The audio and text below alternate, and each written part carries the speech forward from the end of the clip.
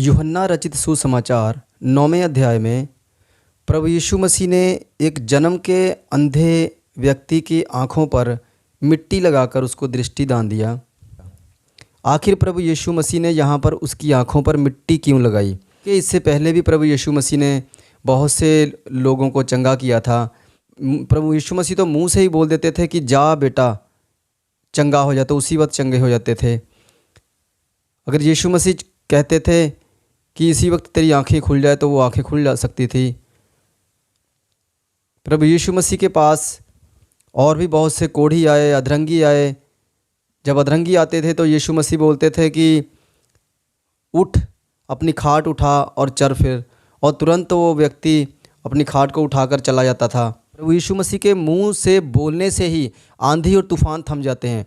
प्रभु यीशु मसीह के मुंह से बोलने से ही अंधों को आंखें मिलती है। प्रभु यीशु मसीह के मुंह के बोलने से ही मुर्दा तक जीवित हो जाता था। तो यहाँ पर प्रभु यीशु मसीह ने आँखों पर मिट्टी लगाकर आखिर क्या साबित करना चाहा? आइए पढ़ते हैं परमेश्वर के वचन से। पढ़ेंगे हम यूहन्ना रचित सुसमाचार 9वां अध्याय। जाते हुए उसने एक मनुष्य को देखा जो जन्म से अंधा था। वो मनुष्य जो था वो जन्म से ही अंधा था। उसकी आई बॉल्स जो होती है, जो आई बॉल्स होती है, आँखें होती है, वो बनी ही नहीं थी। उसके माँ के गर्भ में ही उसकी आँखें जो है बनी ही नहीं थी।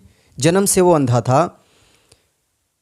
उसके चेलों ने उससे पूछा, हे रब्बी, किसने पाप किया था कि यह अंधा जन्मा, इस मनुष्य ने या इसके माता पिता ने?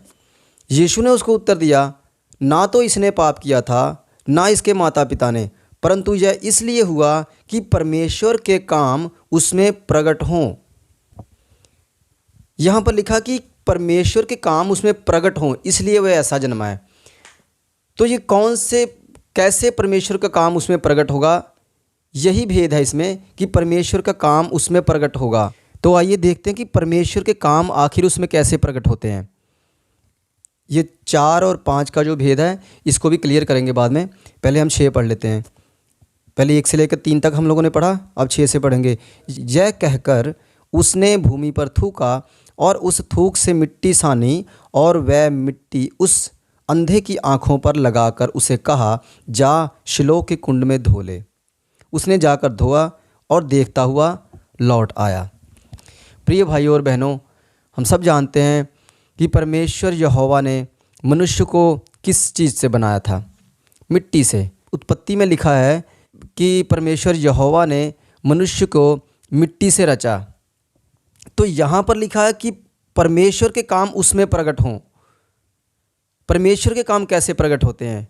जो परमेश्वर ने काम किया था उस वक्त, वही काम इस वक्त हो तो परमेश्वर के काम प्रकट होते हैं। इसका सीधा अर्थ है कि जो प्रभु यीशु मसीह है, उसने जब मिट्टी से एक मनुष्य की आँखें बना दी। कहने का मतलब है कि मिट्टी से जब कोई शरीर का अंग बन रहा है तो ये कोई छोटी मोटी घटना नहीं है। प्रभु यीशु मसीह अगर चाहते तो वैसे बोल देते तो वो वैसे भी उसकी आंखें बन जाती। पर यहाँ पर मिट्टी इसलिए यीशु मसीह ने इसलिए यूज़ की कि परमेश्वर के काम, परमेश्वर यहोवा के काम उसमें प्रकट हों, जिससे ये सिद्ध हो जाए कि मनुष्य को बनाने वाला जो परमेश्वर यहोवा था वो यीशु मसीह ही है, जो देह धारण करके ज़मीन पर आया हुआ है। यीशु मसीह ने इसीलिए उस मिट्टी को सानकर मिट्टी से उसकी आँखें बना डाली। इस तरह परमेश्वर यहोवा के काम जो अभी हम लोगों ने पढ़ा था कि इसलिए ऐसा जन्मा है कि परमेश्वर के काम उसमें प्रकट हो। ऐसे प्रभु यीशु मसीह ने मिट्टी से आंखें ही बनाकर प्रभु यीशु मसीह ने मिट्टी को सानकर उस पर उसकी आंखों पर लगा दी। इसका मतलब प्रभु यीशु मसीह ने मिट्टी की आंखें बना डाली और वह इंसान देखता हुआ लौट आया। इस तरह परमेश्वर यहोवा के काम उसमें प्रकट हुए कि प्रभु यीशु मसीह जो है कोई और नहीं है, परमेश्वर यहोवा है, जिसने मनुष्य को रचा था मिट्टी से, और वही वहाँ पर आँखों को बनाकर मिट्टी से इस चीज़ को साबित कर रहे हैं। उसके बाद जो हम लोगों ने बीच में छोड़ी थी 2 लाइन, 9 का 4 और 5, इसमें लिखा है, जिसने मुझे भेजा है हमें उसके काम दिन ही दिन में करना अवश्य है। वह रात आने वाली है जिसमें कोई काम नहीं कर सकता। जब तक मैं जगत में हूँ तब तक जगत की ज्योति हूँ। प्रिय भाई और बहनों, ये जो लिखा हुआ है कि हमें उसके काम दिन ही दिन में करना अवश्य है। वह रात आने वाली है जिसमें कोई काम नहीं कर सकता। कौन सी रात आने वाली है?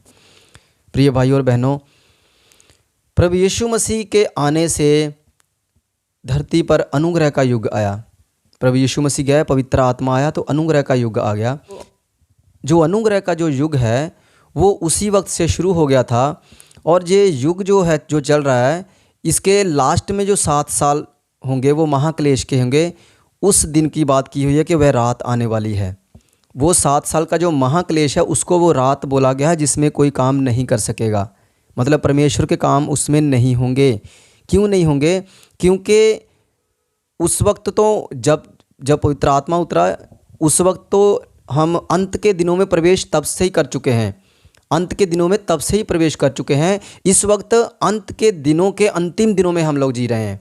अंत के दिनों के अंतिम दिनों में तो ये प्रभु यीशु मसीह उस वक्त ही कह रहे हैं कि हम वो रात आने वाली है, दिन ही दिन में हमें काम करना है। मतलब अभी दिन हवे वो महाक्लेश चालू नहीं हुआ है, अभी तक वो दिन है, परमेश्वर के काम हो रहे हैं। जब वो 7 साल का महाक्लेश चालू हो जाएगा, उसके 7 साल के बीच में कोई भी परमेश्वर के काम नहीं कर सकेगा। क्यों नहीं कर सकेगा? क्योंकि रैप्चर हो जाएगा, और रैप्चर के द्वारा पवित्र आत्मा भी यहाँ से उठा लिया जाएगा। तो जब पवित्र आत्मा पृथ्वी पर नहीं होगा, किसी की अगुवाई नहीं होगी, तो परमेश्वर के काम पृथ्वी पर उस वक्त नहीं होंगे। उस वक्त सिर्फ महाक्लेश होगा पूरी पृथ्वी पर। दूसरा थिस्सलुनीकियों 2 का 5 से 7 तक यहाँ लिखा हुआ है, क्या तुम्हें स्मरण नहीं कि जब मैं तुम्हारे यहाँ था तो तुमसे ये बातें कहा करता था?